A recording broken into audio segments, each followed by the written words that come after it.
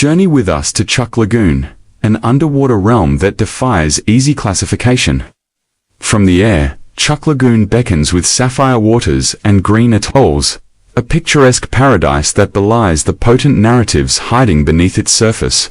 Here, time seems to pause, inviting reflection on the interplay between the natural world and the monuments of human endeavor. Beneath these tranquil waves lies a starkly contrasting realm, a graveyard of steel and iron, a submerged archive of global conflict. The remnants of World War II lie here not simply as decaying artifacts, but as evolving ecosystems, shipwrecks transformed into coral reefs, flat seabeds turned into sanctuaries for marine life. Over the next 45 minutes we will delve into the complex identities of Truk Lagoon, traversing time from the tumultuous days of World War II to the present. We will examine Operation Hailstone, the fateful campaign that created this underwater mausoleum, and lose ourselves in the ethereal underwater landscapes that have emerged over the decades. We will meet the species that have claimed these rusting holes as home and consider the ecological significance of those transformations. So put on your metaphorical diving gear as we prepare to submerge into a narrative as multifaceted as the corals that encrust the ancient wrecks below. Whether you are a history enthusiast, an ecological advocate, or an explorer at heart, Truk Lagoon has a story for you. Prepare to be submerged not just in water but in layers of intricate narratives that demand our attention, respect, and awe. As we embark on this journey through time and depth, it helps to look back at the global theater as it was some 70 years ago. A world ensnared in a conflict of unimaginable scale. World War II was not an isolated bout of violence, but the culmination of deep-seated animosities, failed policies, and international discontent, a complex tapestry woven from the threads of the Great Depression.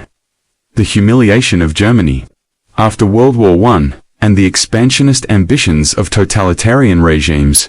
The conflict erupted across diverse landscapes, from the scorching deserts of North Africa to the icy fields of Stalingrad, from the idyllic islands of the Pacific to the cobbled streets of European capitals. At its height, the war involved over 100 countries, a truly global conflagration. Two principal alliances emerged: the Axis powers, led by Nazi Germany, Fascist Italy, and Imperial Japan, and the Allies, a coalition headed by the United States, the United Kingdom, the Soviet Union, and China. Technology and tactics evolved at an astonishing rate. Mechanized armor, advanced aircraft, radar, and even the early development of computer science and human ingenuity was harnessed for destruction on an unprecedented scale. The Axis sought a new world order grounded in racial ideology, territorial conquest, and authoritarian control, but their initial successes ultimately faltered against the economic might and moral resolve of the Allied nations. Our story now takes us over vast expanses of ocean to Truk Lagoon, once known to the world as Truk, a paradisal assemblage of coral atolls and volcanic islands set against the infinite blue of the Pacific. But do not let this tranquil beauty deceive you. During the tumultuous years of World War II, this idyllic setting was transformed into something far more ominous, an impenetrable fortress bristling with weaponry. The Gibraltar of the Pacific. When I first learned these stories from my father, they sounded almost unbelievable. The family dive operation has its own history. The dive business was established by my father on November 13, 1973. Before that, we ran a small dive shop in town near the airport, which we operated for many years. My father later purchased a hotel from Continental Airlines and moved the dive shop onto the hotel property in 1998. We keep all the boats at the dive shop. Now, it is easy to pick up guests, take them diving, and bring them back. Everyone is happy to work here. This place used to be a seaplane base the Japanese built during their occupation. They constructed two seaplane facilities, one here where the hotel now sits, and another on Dublin, which served as the Japanese headquarters. The Japanese also built multiple airstrips across the islands, expanding the atoll into a major naval hub. Why did the Imperial Japanese Navy choose Truk as a primary base in the South Pacific? Its geographical isolation made it defensible, and its large calm lagoon was ideal for anchoring a vast fleet. It was far enough from the main theaters of war to feel secure, yet close enough to threaten key Pacific routes. Thus, a sleepy collection of fishing communities was transformed into a fortress with airfields, repair docks, communication centers, and coastal artillery. For the native Chukis, this military occupation was far from benign. Peaceful lives were disrupted, homes converted into outposts, and the seas turned into a militarized zone. From Truk, the Japanese could strike east toward Hawaii, south toward Australia, and west toward Southeast Asia, making it a linchpin in their strategy of Pacific domination. With its growing strategic significance came increasing scrutiny, and American reconnaissance soon identified this formidable stronghold, setting the stage for a confrontation that would reverberate through history. Operation Hailstone was the incisive Allied gambit designed to neutralize the Japanese stronghold. For months, Truk had loomed as an impervious bastion in American planning. The U.S. Navy knew that domination of the lagoon had to be broken if the Pacific War were to be won. Meticulous planning followed. Operation Hailstone was spearheaded by Vice Admiral Mark Mitcher, a commander who understood that attention to detail could mean the difference between victory and defeat. His vision extended beyond mere bombing runs and encompassed a coordinated assault involving submarines, surface ships, and hundreds of aircraft. Several key elements made Operation Hailstone stand out. The element of surprise, painstaking submarine reconnaissance that charted ship movements and fortifications, and the sheer scale of the attack. Over 40 warships and 5 aircraft carriers supported hundreds of aircraft and more than 450 sorties with the mission of incapacitating the Japanese fleet and rendering Truk useless as a naval base. Cutting-edge radar and sonar negated the advantage of heavy fortifications and allowed American forces to pinpoint the exact locations of the anchored fleet. In the span of 2 days, a force that had taken years to assemble was shattered. Ships sank, airplanes were destroyed, and an eerie quiet descended upon the lagoon. Operation Hailstone had succeeded, but at a grave cost. Lives were lost on both sides, and the human toll must never be overlooked. The coral-encrusted wrecks now lying silently beneath Truk's waters are not merely piles of rusted steel and iron. They are submerged memories of a time when the world was engulfed in a struggle for its very soul. Having traced the lagoon's tumultuous lineage and the cataclysmic events of Operation Hailstone, we now submerge into the watery realms themselves. Welcome to an underwater graveyard that is haunting, beautiful, and historically poignant. One notable wreck is the I-169 submarine, which rests at an average depth of about 37 meters and measures over 100 meters from bow to stern with a displacement around 2,584 tons. When surfaced, the submarine relied on powerful diesel engines and could reach speeds of up to 23 knots. But beneath the waves, it ran on battery power to glide silently through the depths, keeping its diesel engines dormant to avoid detection. The propellers that once drove this vessel now lie still, slowly becoming part of the reef that shelters new life. The I-169, once driven by powerful diesel engines, remains a sight to behold. Even a single broken propeller blade stands as a testament to the passage of time. Commissioned in 1938, the I-169 was cutting-edge for its era. Though, as the war progressed, it was gradually overshadowed by more advanced submarines. Its once formidable hull is now a living canvas for coral and a home to a wide array of marine life. The waters of Truk Lagoon stay a balmy to 8 graus Celsius or 82, 86 degrees Fahrenheit year, making this living museum an ideal place for divers. The I-169 is more than a relic. It is a monument to history and a reminder of the fierce battles that once raged here.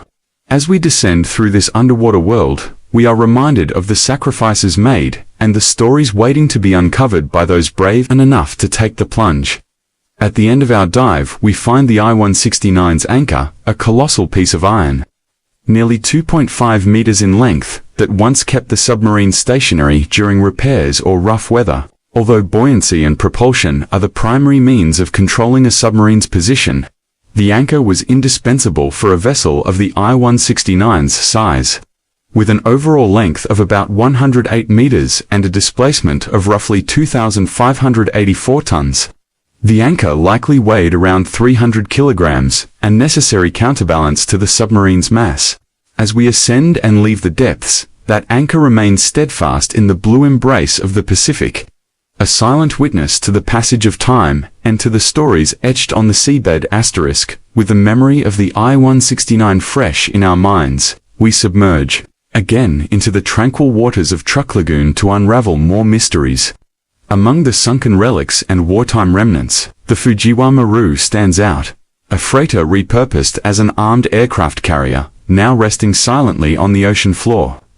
Built in 1938, the Fujiwa Maru's colossal structure was folded into Japan's naval might during the Second World War. Approaching the ship, its once imposing presence is softened by vibrant coral that adorns its hull, creating sanctuaries for diverse marine life, from tiny nudibranchs to regal eagle rays. Inside the Fujiwa Maru, the world changes. Light from above fades, leaving a serene half-light as we navigate long silent passageways that once echoed with the footsteps of the crew.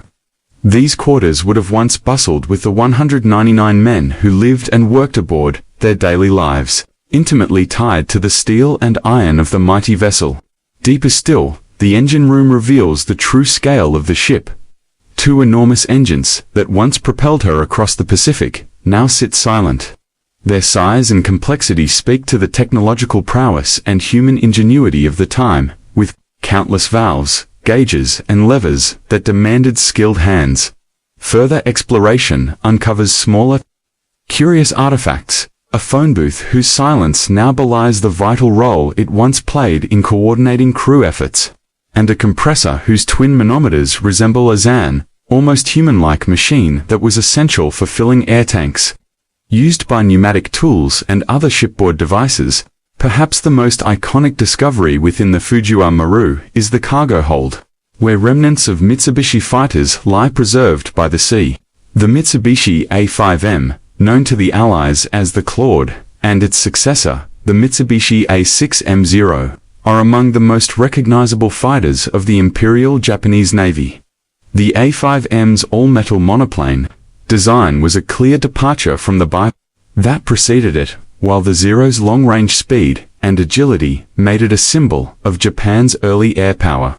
Once pristine airframes are now encrusted with coral and algae, their interiors serving as homes to myriad marine creatures. The ocean has claimed these fighters, reshaping them into underwater sculptures that honor the past. Reluctantly leaving the Fujiwa Maru, we are left in awe of the interplay between history and nature inside her corridors. The wreck is not merely a vestige of war, but a living, breathing ecosystem that continues to evolve. Each artifact and corroded piece of metal is a chapter, a story we are privileged to read. As we ascend toward the surface, we carry these stories as reminders that the past has shaped our present and will influence our future. On land, the story continues. In the island's dense jungle, relics of the Japanese presence stand silently, their histories etched into stone and timber. Just as coral has claimed the wrecks beneath the waves, the relentless jungle reclaims modern ruins on shorecars, buildings, and machinery slowly consumed by vines and time. Hidden bunkers and tunnels speak of conflict.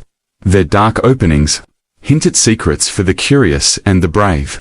An old house with its roof long gone, rotting diesel generators, and an abandoned basketball court becoming one with the vegetation are all stark reminders of nature's omnipresence and the cycle of decay and rebirth. Back underwater, the San Francisco Maru offers another chapter in this submerged anthology. As shallow reefs fade into deep blue, the wreck is cloaked in serene half-light. Gorgonian coral formations cling to the bow and sparsely populate the wreck, creating an ecosystem adapted to these conditions. A school of bluefin trevally guides us to the first cargo hold, where an eerie sight awaits. Hundreds of stacked mines, once instruments of destruction, now lying dormant, Scattered among them are more mines, a chilling reminder of wartime chaos. On the starboard side, two Type 95 Hogo light tanks rest single-man tanks, armed with a 37mm gun and machine guns. Designed for reconnaissance and infantry support. Elsewhere, a cargo hold shows less coral growth. Steel walls stand as quiet guardians over scattered ammunition, tires that remain of trucks and cars, ghostly in the dim light. Toward the stern, cargo hold number 4 reveals an array of torpedo tubes, including rare Type 93 torpedoes relics, from an era of fierce ocean combat. Our dive draws to a close as we leave the ghostly embrace of cargo hold 4. Every minute spent at this depth of around 50 meters increases our decompression obligation. Adding roughly 3 minutes per minute at depth, it takes a careful 2 minutes to reach the safety line, our submerged trail of breadcrumbs that ensures a direct and secure return to the ascent point. The San Francisco Maru stands as a sentinel of the deep, her hollow holes holding stories of a bygone era captured in rust and silence. Our slow ascent is a time for reflection and homage to the souls linked to this maritime crypt. The knowledge and respect we gain transcends the mere act of diving, turning it into a poignant act of remembrance. Local names and pronunciation have shifted through time.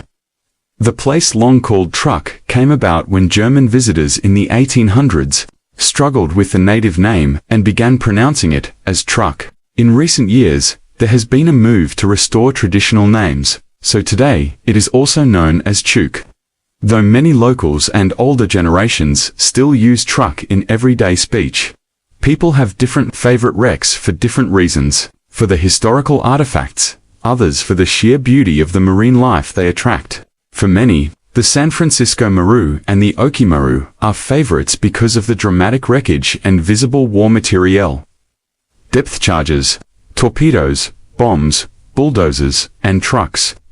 For those drawn to color and reef life, the Fujiwa Maru and the Shink are often beloved. Everyday divers see oil occasionally seeping up from wrecks. That oil was likely trapped inside when the ships sank. But for a few tankers that went down, it is uncertain whether they sank full or empty. No one really knows whether millions of gallons of oil might still be trapped inside certain tanks, and that uncertainty is a major concern. If such oil were to leak suddenly, it could do severe damage to the fragile ecosystems that have grown around these wrecks. Local leaders have been in talks with Japan and the US governments about the issue, and there is hope that experts will be sent to assess and, if necessary, remove hazardous material. Beneath Truk's tranquil blue waters, nature has told a remarkable story of transformation. The remnants of human conflict have become the foundation for a thriving marine metropolis. The change began in silence with the sinking of steel leviathans. Over decades, they became substrates for corals and the seedbeds of ecosystems. Coral larvae drifted in the currents from distant reefs, found these sunken structures, and began to grow, sometimes only a few millimeters a year, but over decades forming expansive colonies. Corals set the stage for more elaborate communities. Fish of every size came to seek refuge, food, and nurseries. Crevices and corners that were once grim now echo with life. Among the smaller marvels, crustaceans bustle across coral-encrusted surfaces. Sea spiders pick their way with deliberate poise. Harlequin shrimp paint the reef with their vivid patterns. Colorful crabs display kaleidoscopic shells. Lobsters flash twin beacons that catch the light. Pipefish thread their slender bodies through the labyrinth of metal, and corallage species, an embodiment of adaptability and grace. As we prepare to bid farewell to Truk Lagoon, we carry an awareness of the profound transformation that has occurred. These once silent vessels of war have become bustling marine cities, microcosms of resilience and adaptation. Yet amid this bloom of life, a shadow remains. The uncertain fate of oil sleeping inside the steel giants. Its emergence could suffocate the burgeoning life here, a stark reminder that the legacy of the past can still reach into the present with unforeseen consequences. With each ripple and wave, the tale of life embracing the skeletal remains is retold. These waters are a canvas painted with vivid strokes of survival against the somber shades of historical scars. Our journey's end is not just a departure, but an awakening. We surface carrying a recognition of our duty to preserve this accidental Eden. It is a sanctuary forged by history and claimed by nature, a legacy we are charged to protect. On the silent ascent toward the light, we reflect on Truk Lagoon's story, a tale of hope and caution, one that continues to evolve with each passing current. The waters do not only echo history, they murmur future possibilities. We leave Truk Lagoon, but its story lingers. Silent sentinels of a long-forgotten war now nurture life in myriad forms, compelling us to look deeper and act with conscious intent so that this dance of life within blue depths may continue for generations.